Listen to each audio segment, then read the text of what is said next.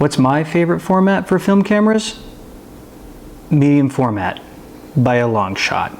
And I have 5 reasons why.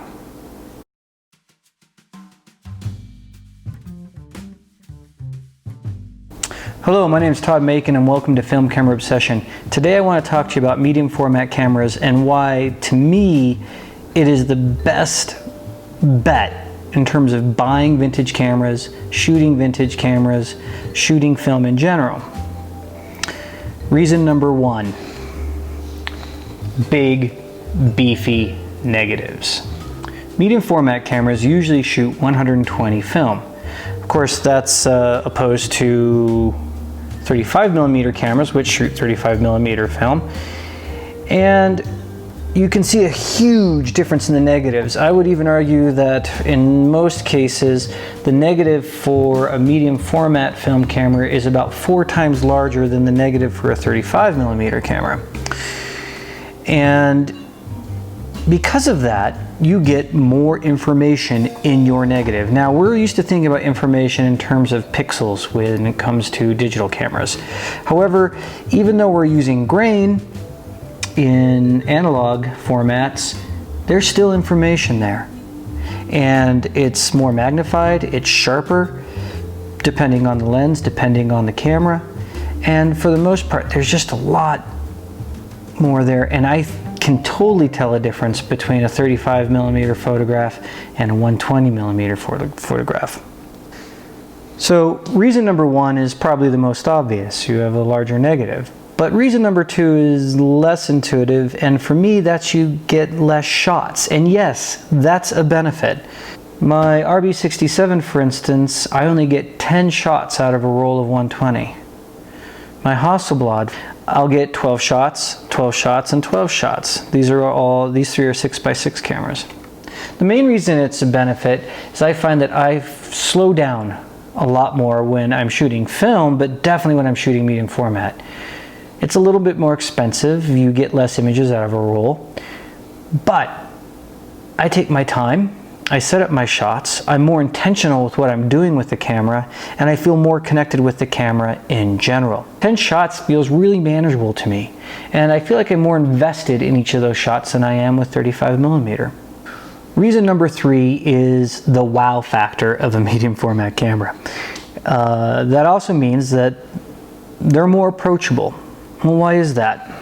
If I'm out on the street and I want to photograph people, take some street shots, or even maybe some street portraits, if I have a single lens reflex camera, people are used to it and they're a little put off when I put it up and point it at them. Same with a DSLR and even really a rangefinder. These are within the realm of people's understandings of what cameras look like. But when I go out on the street with a waist level finder and this sleek looking Hasselblad, people are interested. They ask me questions. They want to know if I can still find film, where I get it developed, how old the camera is. And oftentimes they ask me to take their pictures after I answer their questions. Many times, especially with the Rolleicord, I'll introduce myself. I'm Todd, and I like to shoot vintage old cameras. Check this out. And I'll show it to them, and they'll be like, oh, my grandfather had one of these. And I'll have them look down the waist level finder. And they are completely in love with it in that moment. And again, they ask me to go ahead and take a photograph of them. It's very exciting, and it's very accessible, very approachable. Reason number 3. There's something about holding a medium format camera that feels like there is a real machine in your hands. And I feel so much more connected to these cameras. It's the size, the weight, it's got more gravitas for me. That sounds snotty as hell, but I'm gonna run with it. They've just got kind of a cool sophistication. When you hear that mirror come up and slap, oh. Winding it sounds good. Shooting it sounds good. I gotta fire all of these. Let's hear the Zenza. Oh. Yeah. Big snappy mirrors slapping up. I don't know, man. You know you're taking a picture when you're taking a picture with one of these cameras.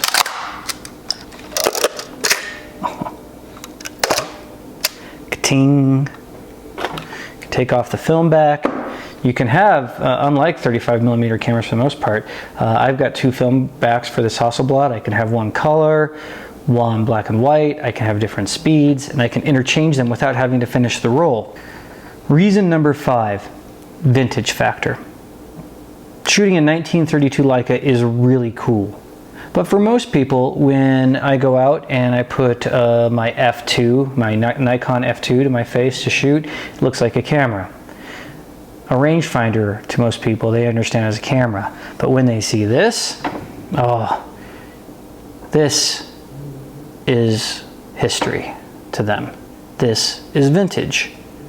And so it's another bit of the wow factor, not only because it looks differently, but because there's no doubt that these cameras are vintage, and you don't see a lot of digital cameras designed this way anymore. Now, of course, you have digital cameras that are medium format, but they don't look like this. And if I were to be honest, another reason why I like medium format cameras more is possibly because they were the first cameras that I bought and used. This Mamiya RB67 was my first user film camera. I bought one on eBay, had it cleaned up, and used it, and this was my introduction to film photography. If you're in the market to go out and buy a film camera, I'm going to tell you, hands down, look for a Hasselblad 500C. You can get a nice, clean Hasselblad setup with a lens for anywhere from $900 to $1,100. That's cheaper than a Leica M3 is going to cost you, much cheaper actually. And you will not be disappointed with this camera. Now, if you want to spend a little bit less money, I would look for a neat TLR, a Rolleiflex, a Rolleicord, though some Rolleiflexes can get up there in price. But this Rolleicord, which takes fantastic pictures and is a lot of fun to use, it's a VB, it would cost you $400 to $500. You're going to get a lot better value, I think, by spending your money on a medium format camera. So, go out there, look for your Hasselblad, look for your Mamiya, or look for your Rollie.